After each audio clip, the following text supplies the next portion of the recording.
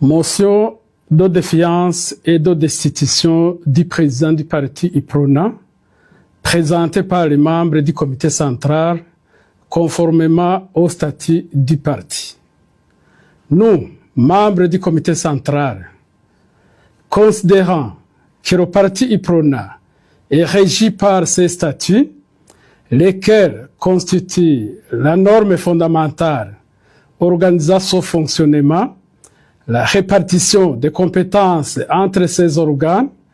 ainsi que les obligations auxquelles sont soumis tous les Badasigana sans distinction de fonction ni de responsabilité. Considérant que nul, y compris le président du parti,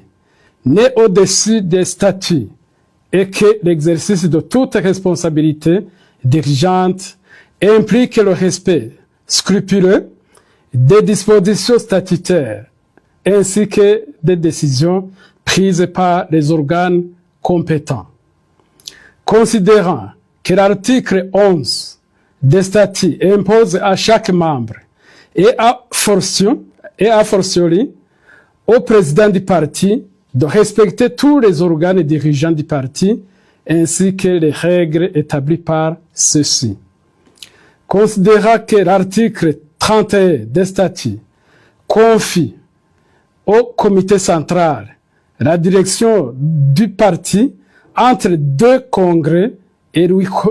reconnaît la responsabilité de définir les orientations politiques ainsi que les modalités de fonctionnement du parti.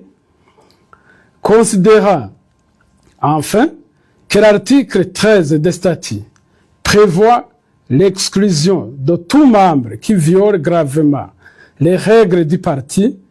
détourne les biens du parti ou se rebelle contre les décisions prises par ses organes,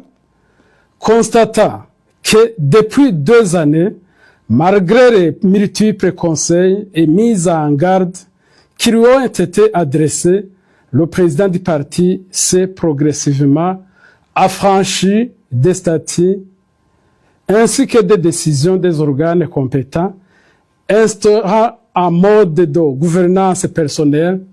marqué par des violations répétées des textes du parti et par une marginalisation systématique des organes régulièrement élus en 2021. Constatant en particulier que 1. Si la gestion irrégulière des biens du parti, il est établi que le président du parti a procédé à la vente de biens appartenant au parti sans considération ni autorisation préalable du bureau exécutif. Une telle pratique, devenue récurrente,